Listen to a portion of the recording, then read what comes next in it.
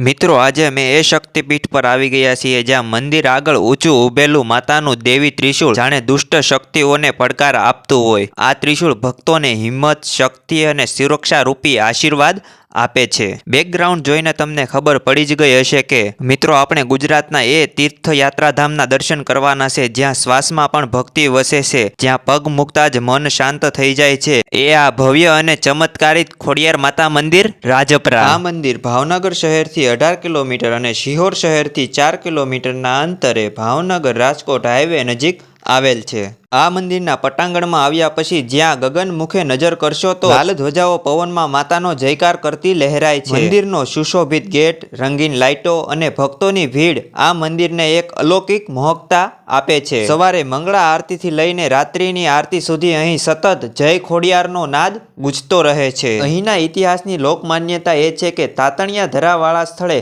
આઈશ્રી ખોડિયાર માતા પ્રગટ થયા હતા। ભાવનગરના ગોહિલ વંશના પ્રજાવત્સલ રાજવી પોતાના વંશના કુળદેવી આઈશ્રી ખોડિયાર માતાનું સ્થાપન ભાવનગરની રાજધાનીમાં કરવા ઈચ્છુક હતા, જેથી આ રાજવીએ રાજપરા નજીક માતાજીને ભાવનગર આવવા પ્રસન્ન કર્યા હતા। માતાજીએ પ્રસન્ન થઈને રાજવીને શરત આપી કે હું પાછળ આવીશ પણ તારે પાછું વળીને જોવું નહીં। ત્યારે રાજવી આગળ અને પાછળ ખોડિયાર માતાજી ચાલતા હતા।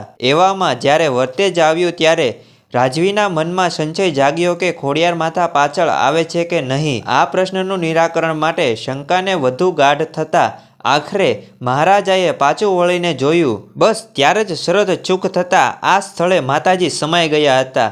ત્યાર પછીથી આ સ્થળે રાજવી પરિવાર દ્વારા માતાજીના મંદિરની સ્થાપના થઈ હતી। પછી રાજવી પરિવારની સેવા પૂજા અને ભક્તોની ખોડિયાર માતા પ્રત્યેની આસ્થાથી આજે સુપ્રસિદ્ધ બન્યું છે આઈશ્રી ખોડિયાર માતા મંદિર રાજપરા। મંદિર પાસે આવેલા ડુંગર પર 7 બહેનોમાં માં ખોડિયારના દર્શન કરી હવે આપણે અત્યારે રાજપરા મંદિરની બાજુમાં કુદરતી સૌંદર્ય વચ્ચે આવેલું જળાશય તાતણિયા ધરા તરીકે પ્રખ્યાત છે।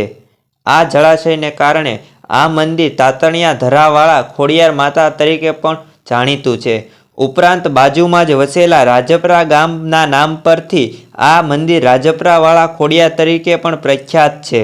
ચારે બાજુ હરિયાળી, પવનની ઠંડક અને માના જયકારો વચ્ચે મંદિર પરિસરમાં સુંદર વ્યવસ્થા અને સ્વચ્છતા જોવા મળે છે। અહીં દર્શનાર્થે આવતા ભક્તો માટે ખાસ બજારમાં આવેલી પ્રસાદીની દુકાનો આકર્ષણનું કેન્દ્ર છે। અહીંની દુકાનોમાં મળતી શ્રીફળ, ચુંદડી, લાપસી અને સુખડીની પવિત્ર પ્રસાદી માતાને ભોગ ધરી અને પછી ઘરે લઈ જાય છે। આ તીર્થક્ષેત્રમાં યાત્રાળુઓ માટે ભોજનની સુંદર વ્યવસ્થા ઉપલબ્ધ છે, જ્યાં સાત્વિક અને સ્વચ્છ પ્રસાદી પ્રેમપૂર્વક સેવકો દ્વારા પીરસવામાં આવે છે। દૂરથી આવનારા ભાવિક ભક્તો માટે વિશ્રામ ગૃહની પણ સગવડ પણ સુંદર રીતે કરવામાં આવી છે, જ્યાં આરામ કરી અને ફરીથી માના દર્શન કરવા માટે મન તૈયાર થઈ જાય છે। વાહન લઈને આવનારા ભક્તો માટે વિશાળ અને સુવ્યવસ્થિત પાર્કિંગ સ્ટેશનની પણ વ્યવસ્થા કરવામાં આવી છે। જ્યારે તમારે પણ માતાનો બોલાવો આવે ત્યારે તમે પણ આસ્થા, શ્રદ્ધા અને શાંતિનો અનુભવ કરાવતું પવિત્ર સ્થાન આઈશ્રી ખોડિયાર માતા મંદિર રાજપરા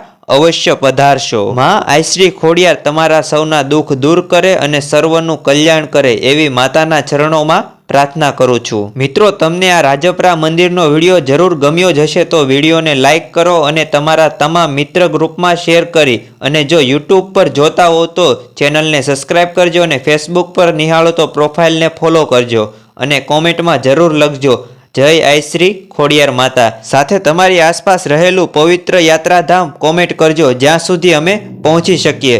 જય માતાજી, બાપા સીતારામ।